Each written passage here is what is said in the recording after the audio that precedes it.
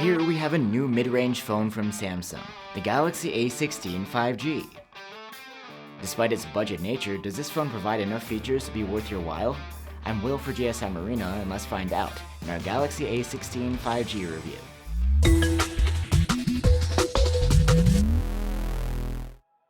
The new Galaxy A16 5G is not the lowest-end A-series phone to come out this year, but it is close.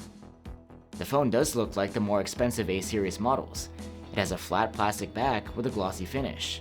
The flat frame is made of plastic as well, and the frame has this signature contour around the buttons that is part of the A-series design language. One improvement is that while the previous model had no ingress protection, the A16 has IP54 rated splash proofing. Another change is that there's a larger display this time around. It's a 6.7-inch AMOLED with a 1080p resolution and a 90Hz refresh rate.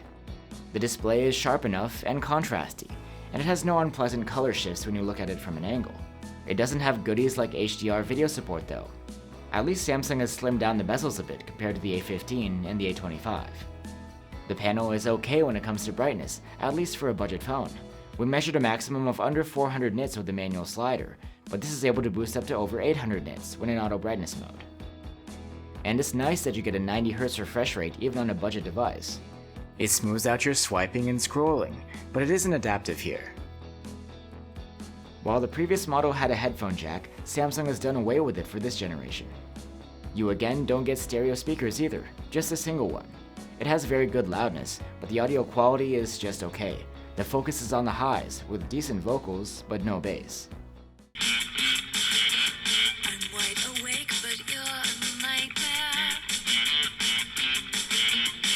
For biometrics, you can use the fingerprint reader built into the power button on the side. It's speedy and reliable. And the A16 5G comes with 128 or 256 gigs of storage, and that is expandable through microSD. The interface of the phone is Samsung's One UI 6.1 on top of Android 14, the same as on the flagships. And you get pretty much all of the same features here too, minus certain things like Samsung's DeX. You can find out more about One UI by checking out our dedicated video.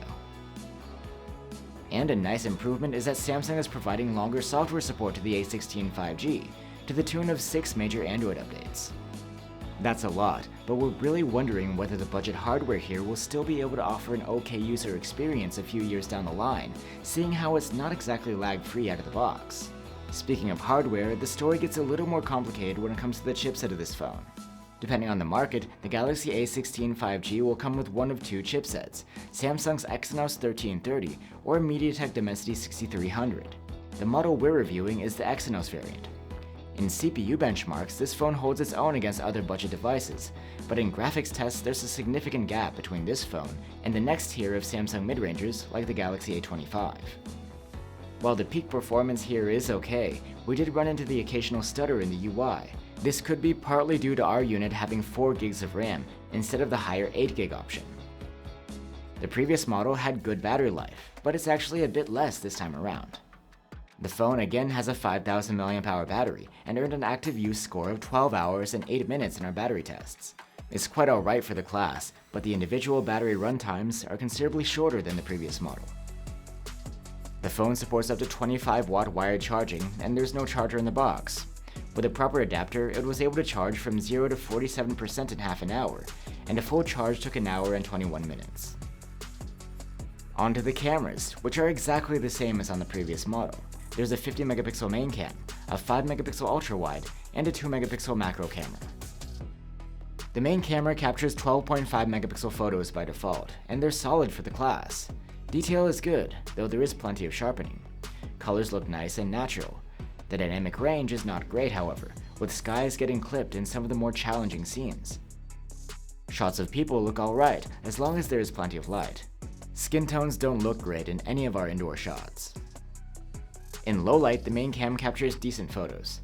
The detail is good, and so are the colors, and there isn't a ton of noise. Occasionally, some of the light sources can be clipped though. You can manually enable a night mode, which produces noticeably sharper images with much better dynamic range.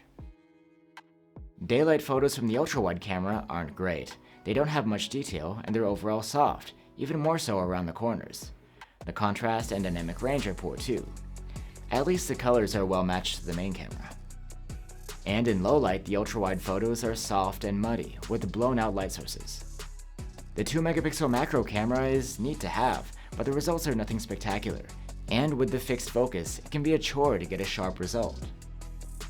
Finally, the 13-megapixel selfie camera takes decent selfies with solid detail and nice-looking skin tones.